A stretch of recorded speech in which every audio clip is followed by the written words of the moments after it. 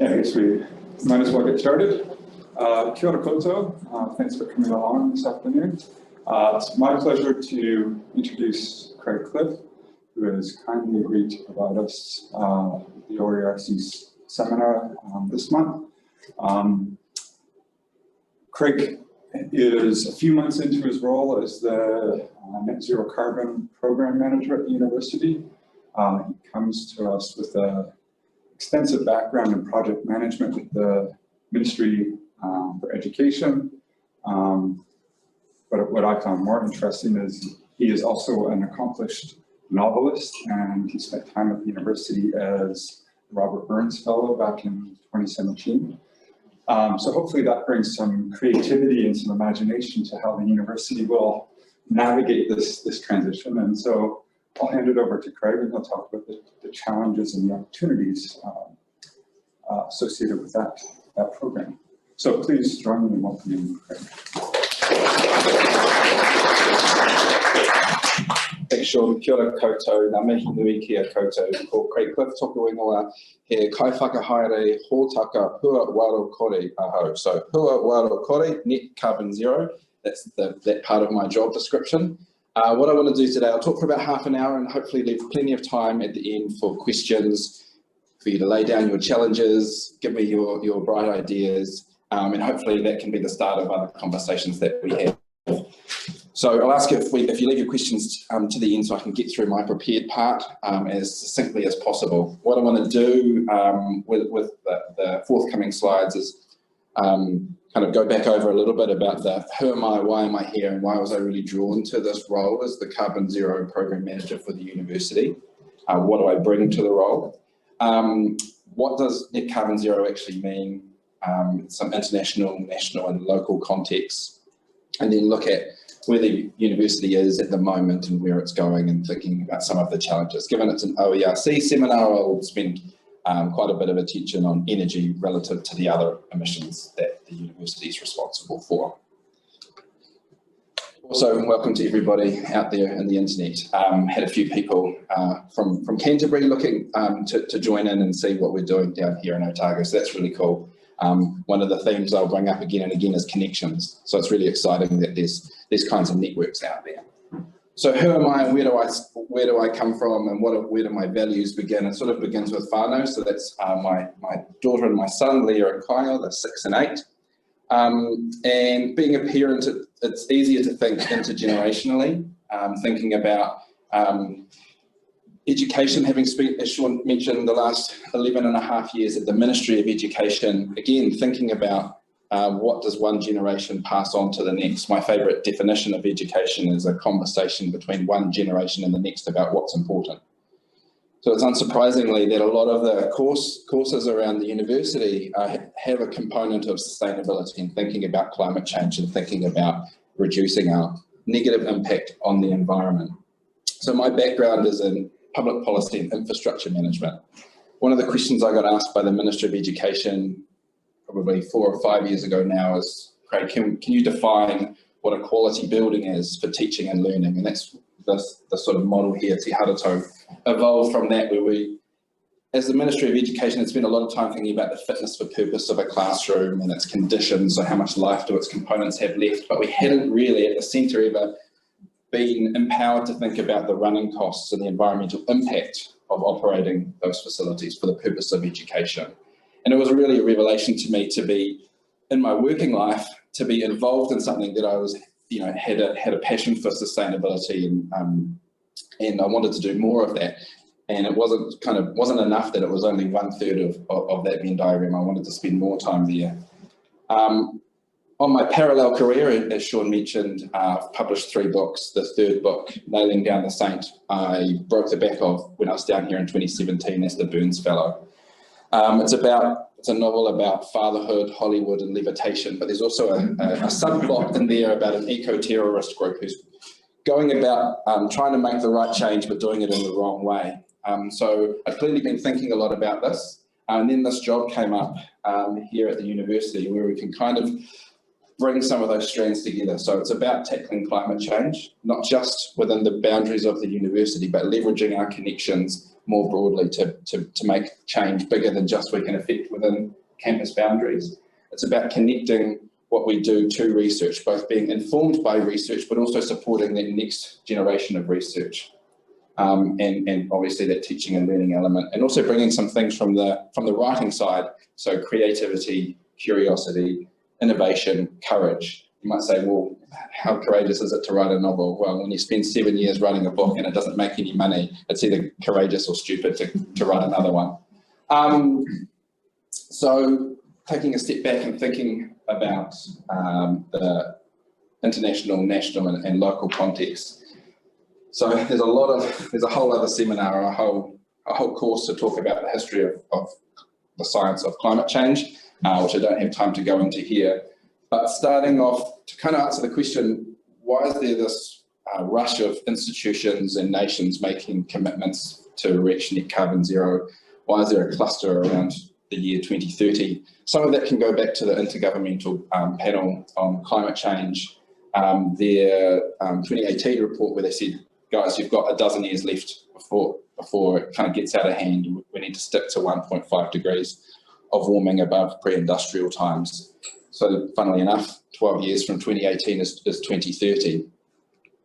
Within New Zealand, we have a bunch of self-determined commitments and international commitments, both under the Zero Carbon Act and the Paris Agreement. So excluding biogenic methane by 2050, the country has to have net zero greenhouse gas emissions. And then also December last year, there was an announcement that the public service needs to demonstrate leadership in this decarbonisation. So by 2025, the statement is that the public service will be carbon neutral. There's a lot of water to go under the bridge there, and exactly how they're defining that and what happens. So that's one of the reasons for the asterisk, is it's not quite clear what that actually means in practice. The other one is, as a university, we're not considered the core of the public service based on that December announcement, but we're strongly encouraged to follow suit with everything there. Kind of complementary to that whole national discussion, we had the conversation promoted by the Climate Change Commission with their draft advice that was published in February. Their updated final advice should be out by the end of this month, and the government has the rest of the year to be able to respond to that. So that's why it's kind of constantly front of mind and getting a lot of media coverage. In Dunedin, the City Council is committed to net carbon zero by 2030 and is working towards having the city as a whole, not just their council operations, carbon neutral as well. And the university's going to sign up as a partner in the Zero Carbon Alliance with a number of other big players in the city to help work towards that. And we have our own target across our own campuses and our own operations around net carbon zero 2030. So there's a lot of alignment, a lot of people pushing towards the same directions, similar targets, but we've still got 8.5 years till 2030 and a lot of work to be done. So we really need to get on with it. I've said carbon zero, I've said carbon neutral, I've said net carbon zero. These things get bandied around. Different firms prefer one over the other. In most cases, people are using them interchangeably. What does it actually mean though? So at its simplest, you think about your unit that you're concerned with, whether it's a university, it's a business, or it's a city or a country. You think about their greenhouse gas emissions. Then you take off any greenhouse gas removals that they might be responsible for. That's either offsetting, so they purchase carbon credits from somebody else who's done the hard yards to sequester some carbon in some way, or they establish their own projects, and that's insetting. So if the university was to be responsible for some native forest regeneration that can have a measurable impact in sequestering carbon, that would be an insetting approach. So A minus B gives you your net emissions. So to be net zero, A minus B needs to equal zero. It's quite a simple equation. There's lots of pathways to get there. You can focus kind of on the A side, smash your emissions as much as possible. That makes the B part of the equation really simple. You can sit back, not do much on the emissions reduction side, write a check in 2030 and still get to zero. But there's all sorts of pros and cons for those different approaches. I'll talk about that in a second. So for the program, for the university, our vision has two parts.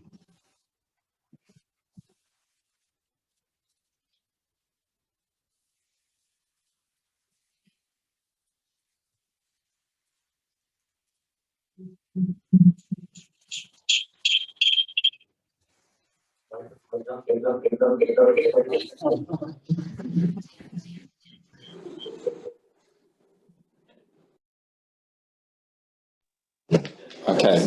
can we hear that online? Okay, maybe I will have a cold sweat right now.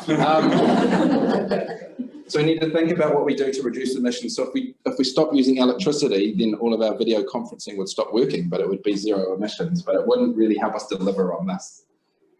When we're thinking about the sorts of projects we might want to invest our time and money in to sequester some carbon, they need to be linked to these things down here. We also need to think about the costs in terms of time and effort in doing that, and there's an opportunity cost that could lead to negative impacts on our strategic imperatives around excellence in research or outstanding campus environments. So if we do that on the A minus B side, every point in the process, every year as we get to 2030, even though we might not be at zero yet, we should be able to point to where we are at, our current status, and say, this is in keeping with our what we want to be, with our vision as a university. So that's the challenge. So thinking about what the challenge looks like in some numbers, in 2019, we were responsible for about 35,000 tonnes of greenhouse gas emissions. The inventory was done last year in 2020, looking back at the previous calendar year, and that was the first time we'd used a comprehensive inventory of our greenhouse gas emissions, following the relevant ISO standard from 2018 and the Greenhouse Gas Protocol from 2004. Previously, we'd reported on greenhouse gas emissions quite focused on the energy side of the equation, and not always using the same kinds of emission factors that the published emissions factors that the Ministry for the Environment uses, for example. So 2019 is a really good base year because it's, for one reason, it's not 2020, which was different because of COVID. It gives us a big number. That number will grow as we sort of backcast and add a few other emissions categories into it in the work that we're doing this year. So we didn't include student commuting or student air travel. You can see staff air travel there was the biggest by far component of our greenhouse gas emissions as a university. So when we think about, as a university, we need to take responsibility for being such a great place to come and study that people are flying from other parts of the world and other parts of the country to get here and then return home again at the end of the year. What they do in the middle of the year, if they decide to go home for a mid-semester break, we won't really take responsibility for that, but we need to factor that in because we do have some ability to influence those emissions, and particularly if we can help to offset those emissions, should be a really good outcome. And we were a little bit patchy in terms of where the other campuses outside of Dunedin were reflected in those categories. So 35,000 tonnes plus a few extra to cover that. That's a bit of a peak. We've come off of that peak thanks to sometimes thanks to COVID, but also thanks to some hard work on the part of the university and long before I got here in February. So some of those things, air travel, obviously, border restrictions, lockdowns, forced people to think about how to get the value that they were getting from air travel in a different way, using technology when it behaves.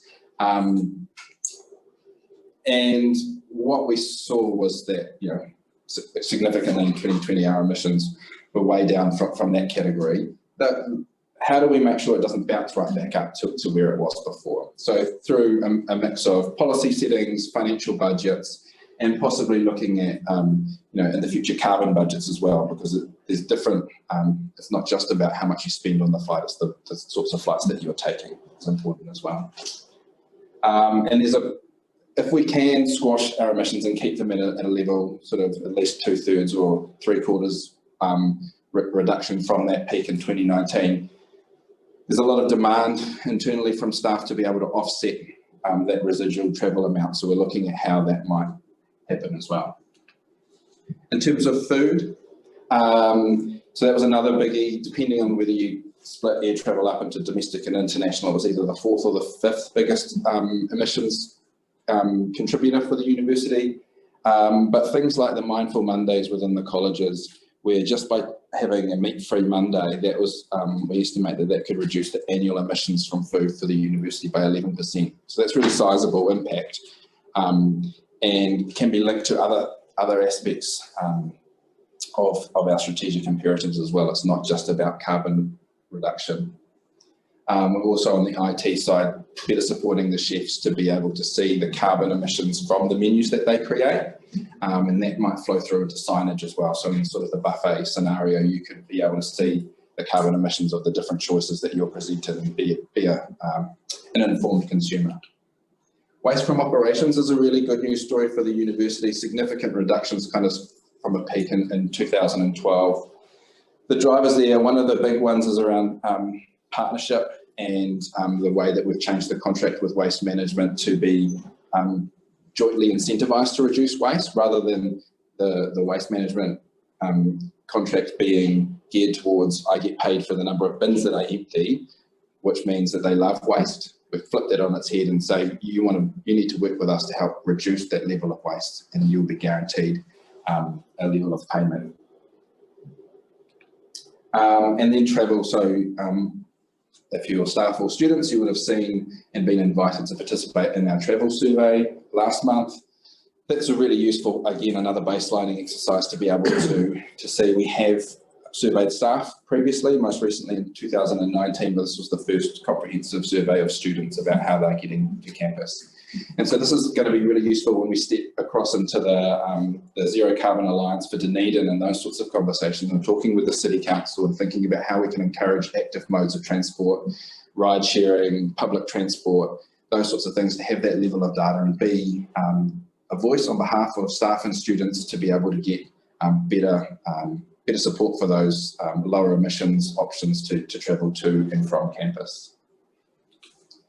And then energy. So I will quickly move on to look at the Dunedin campus's energy for 2019 and 2020, with the little disclaimer that we're still QAing the 2020 data. Starting at the bottom with the headline, so just the Scope 1 and Scope 2 emissions for the energy, we were able to achieve over a third reduction in greenhouse gas emissions within 1 year. You might go, oh yeah, 2020 was weird, it was COVID. But you look at electricity, that actually went up by 12% over the year. It's important to consider that, yeah, the campus was a bit of a ghost town for almost 2 months, but that electricity consumption includes the colleges and uni flats, where they were much higher utilisation, much higher heating demand that they would get in that sort of autumn period in 2020 than they ordinarily would, like at the moment. So that's one of the main drivers behind that big blip in electricity. And also talking with Shane, the energy manager here at the university, there was a bit sort of a higher daily load once everyone came back onto campus. And that's sort of worth drilling into a little bit more, if like everybody was loving being out of home and being away from their family who they've been stuck with. So spending longer times in the office, I'm not sure what that is. So it's not enough to say, oh yeah, that carbon reduction, emissions reduction in 2020 was just because of COVID. It's not sustainable. It's actually quite a different story. It's related to the steam and medium temperature hot water system that feeds a lot of the main facilities here within the Dunedin campus, and fed out of the Pioneers District Energy Scheme, where we previously had been on coal, so big amount of coal, and that has been converted to biomass. So there's just 1 month of coal in 2020. So that's the 93% reduction, and from now on that line will be zero. And yes, the biomass has gone up, but when you take those two lines together, it's an 86% reduction in carbon emissions. So it's a really good news story. And thinking about how we understand our current situation, understand where the challenges are, and look at the numbers and go, gosh, that's a really big number. What do we do about it? How do we tackle that? So that's kind of what we're needing to do for the remaining elements of our inventory. A few other interesting things: the stationary combustion of LPG, that reduction in 2020, we have an agreement with Transpower. They send us a message when the local network is sort of getting at capacity. We can turn on an LPG generator to help reduce that load on the grid, but then we create emissions because of that, helping out more generally. So it's a really interesting kind of a few mental gymnastics to kind of understand what we should and shouldn't do. We didn't do any of that load shedding on behalf of the grid in 2020, and that's why there was a reduction. So that's another thing we need to think about, but we can actually get rid of that LPG generator by making some improvements to our medium temperature hot water system and clearing some of the bottlenecks and those sorts of things. So we might be able to eliminate that through some other means, and then have to go to transparency. We don't actually have capacity to help you out anymore. So lots of interesting discussions in the energy space. And some of these I might have covered already. So some improvements that we're looking to put in place. So we've procured an energy analytics platform that will run across a number of our high energy intensity buildings on campus and really help us to understand how to optimise the performance there and get as much bang for our buck in terms of quality operational space, low energy consumption and consequently low emissions from that. Property services has integrated a range of energy efficiency measures kind of into their standard package when they move to a building that's being refurbished. And a lot of that's informed by research from student projects. So the example there is window films. There was a student who looked at the insulation properties that came along with putting a window film on single glazing and comparing that to double glazing and showing that for a fraction of the cost you get almost this, a very close to the same amount of benefit. So now that's the standard part of that package of upgrades. There's some opportunities we're looking at here in terms of energy efficiency. So yeah, we can wait for every building to get upgraded over time and improve their energy efficiency, but are there some things where we might want to have specific packages that might be the Net Carbon Zero program is a big cheerleader of those programs. So it might be a Uniflats specific upgrade program, or it might be LED replacement where we take one component of energy and try and get all of the non-LED bulbs replaced within the university. So we're looking at those opportunities there. Talked about the steam and medium temperature hot water business cases that's being developed at the moment. And that some of that's being driven by Te Rangi Hiro, the new college being built on Albany Street, and that, but how do we get that system supporting some other buildings that exist at the moment that are having less efficient ways of being heated. Generation, talked a little bit about the LPG generator. We're exploring how we use our existing generation, but also looking at other sources of energy and renewables and connecting that to research. So thinking about the living lab approach that we would really love to have within the university, and going if there's interest in a new product and but it hasn't, the case isn't necessarily there for it to be used commercially at the moment. We might be a really good test bed for that as a university to be able to say, well, our strategic imperatives are a little bit different than a business that's purely driven by profit.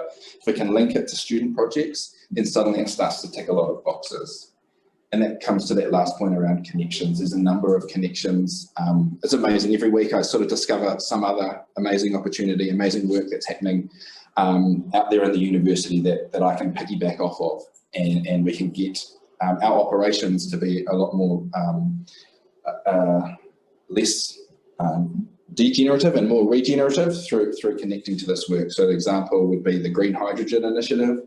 Professor Sally Brooker within chemistry has been instrumental in getting an alliance together with Germany, and there's work underway to be able to get an electrolyser somewhere on campus and connect that somewhere that it can be a bit of a tool for research, but also a bit of a demonstration about green hydrogen and how that might work and how we might apply that more widely within the campus, but also more widely within Dunedin and New Zealand. Ideas generation as well. So having kind of taken up my half an hour of talking, and I'll throw open to the floor in a second, but we're looking at other ways of doing it. It doesn't rely on you being in person or on a Zoom. So using software to be able to run kind of ideas generation processes, ranking opportunities and initiatives, so that we can really have both a top-down and a bottom-up view of what the Carbon Zero program will look like.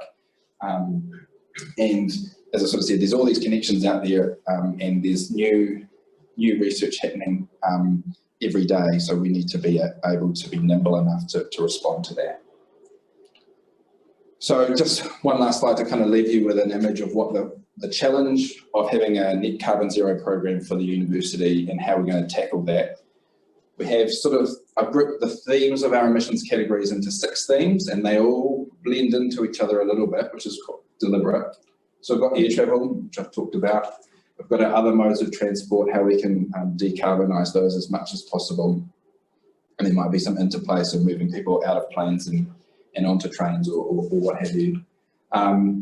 Energy, how do we decarbonise our energy sources as much as possible? How do we increase our energy efficiency, which flows into buildings? How do we make them as efficient as possible, not just in terms of insulation and window film, but also do we need that many square metres for that particular function? Is there a way to be able to be efficient?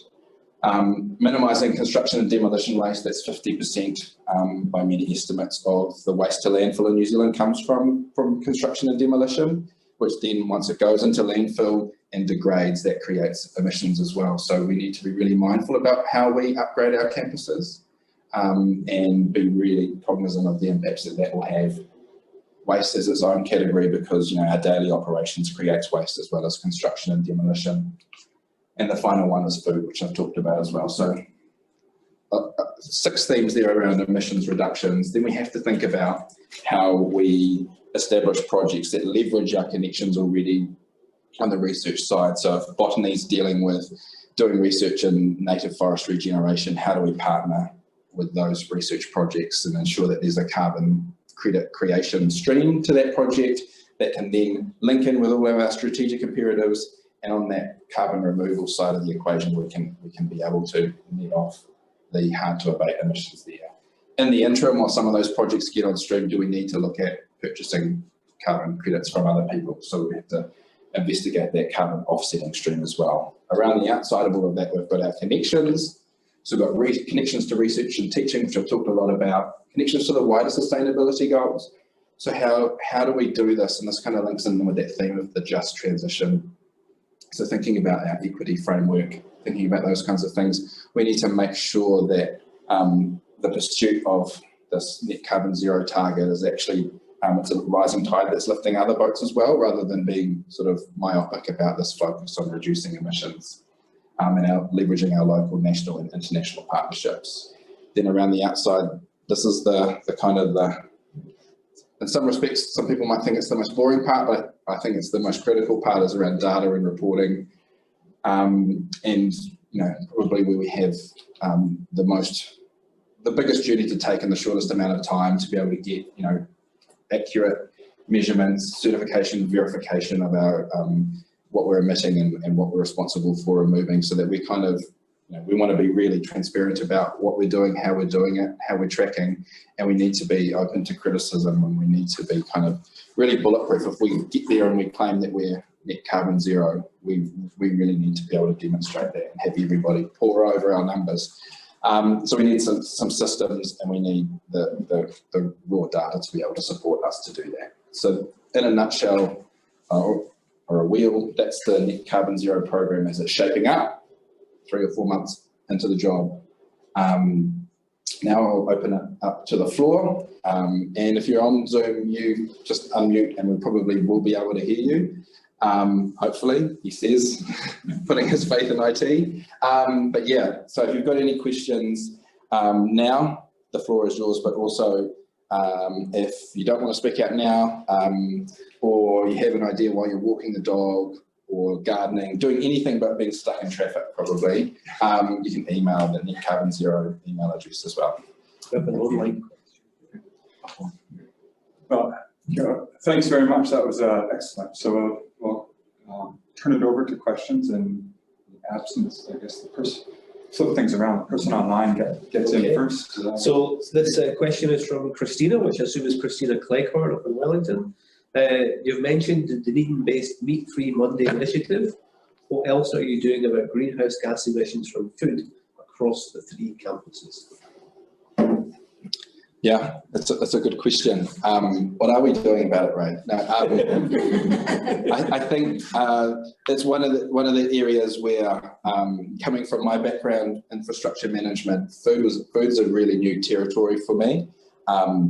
So I think that I'm wanting to get up to the Wellington and Christchurch campuses in particular to understand, even on the energy side, so we've got some challenges there around being situated, cohabiting with the DHBs. There's some challenges around data to be able to understand that, but I really want to understand waste has come up as well in terms of the rollout of the method bins in those non-Dunedin campuses, which has been anecdotally a little bit patchy. So I think broadening that question out, what are we doing for the other campuses across all of those themes, is a really pressing issue that we're going to be getting across in the next couple of months.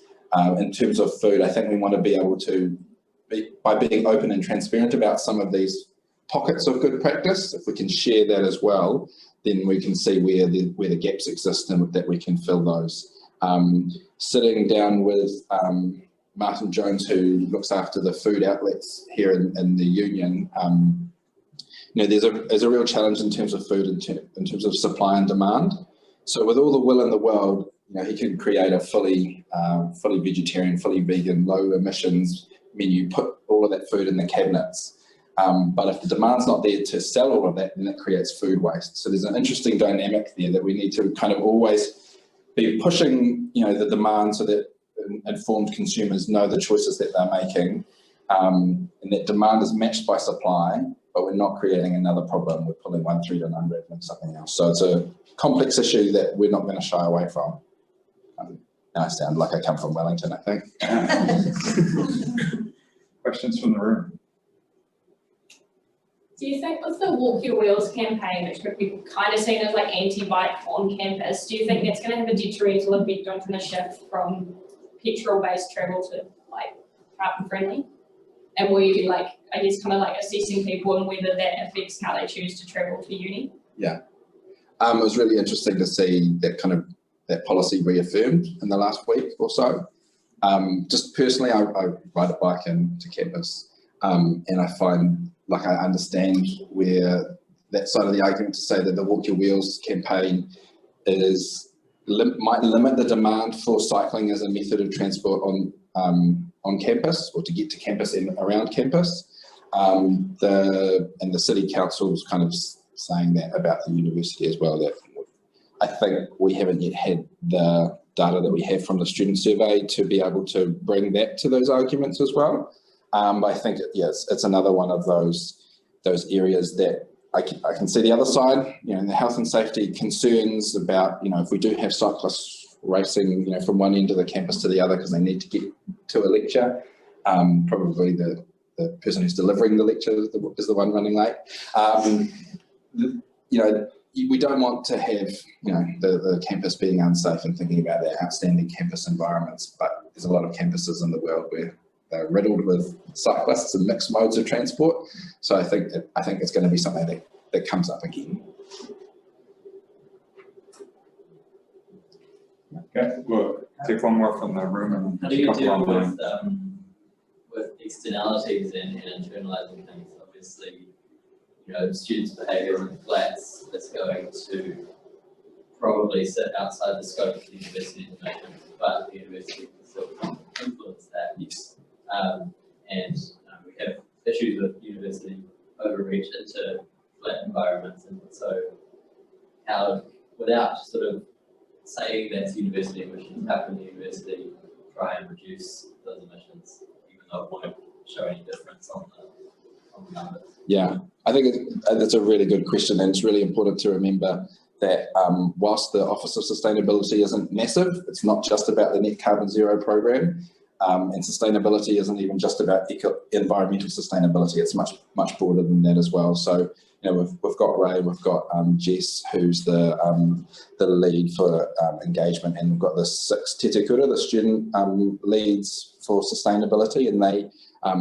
That's one of the cool things when I came into the team and sort of learnt more about what we've got in those sort of the tendrils that we can get out there into the student community, and that student-to-student conversations. So the podcast that they've established, the Seaspiracy talk that they had, like unpacking the movie Seaspiracy the other night, those sorts of things. I think we've got the networks to be able to have those conversations around sustainable flatting, the sustainability neighbourhood that has been established this year with the 3 flats.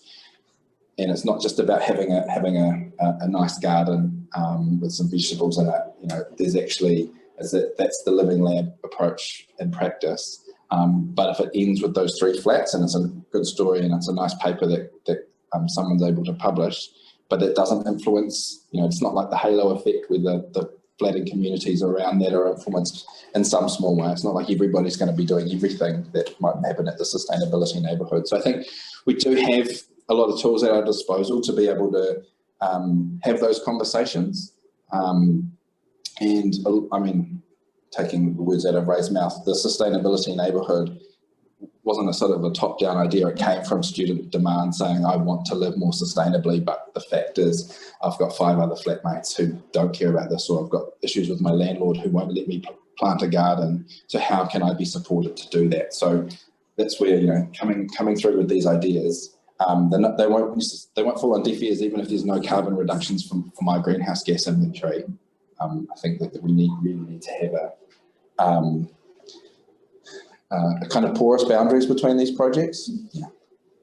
A question, I'm going to try and mash a couple of questions here together.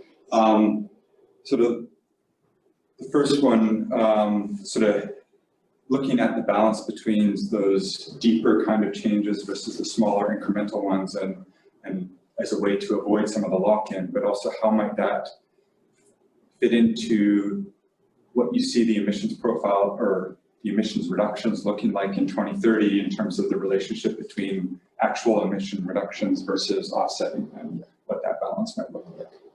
So I think we really do need to focus on the A minus B part of the equation, smashing A as much as possible. And I think sort of at a higher level, what is the program about? Is it just about getting to carbon zero by 2030 and then that's job done and Craig go do something else? Or is that a gateway to a more regenerative university practice in terms of our relationship with the motu and water and all of those sorts of things? So if we're going to be net carbon zero, or you know, a net remover of greenhouse gas emissions from the atmosphere beyond 2030, we need to have it sustainable. So that's where you lower those emissions. It's not just writing a check once, getting the sticker and parading that around for the next 10 years. So I think we absolutely have to focus on, firstly, continuing to pluck those low-hanging fruit. So the coal that was firing the steam and medium temperature hot water was kind of really obvious when you look at the numbers, and it was quite relatively easy to do, didn't impact our service levels at all. Some of those other challenges, so I'll use an example, an emotive one like parking. We think about trying to shift modes of transport, but parking's a really personal thing, and everybody, not diminishing people's personal circumstances, but everybody has a reason for the way that they travel to and from campus. And thinking about, you know, that diagram of the bottom up about our vision, etc., about our equity commitments. You know, if a lot of people in this travel survey talked about the way they're driving to campus because they have commitments with their kids around drop off and pick up from school and sporting activities and those sorts of things, and they can't do that via public transport or bicycle or walking because of distance or other factors. Equally, health, temporary sort of disabilities or more permanent disabilities, we need to factor those sorts of things in as well. So some of those changes, like change in transport, and you know, there's privacy issues as well in terms of like how do we influence some of the, you know, the more highly paid members of our staff and student community to have electric vehicles rather than internal combustion engine vehicles. Some of that stuff we need to resolve as we progress through the decade. Some of it government might come in and support with subsidies.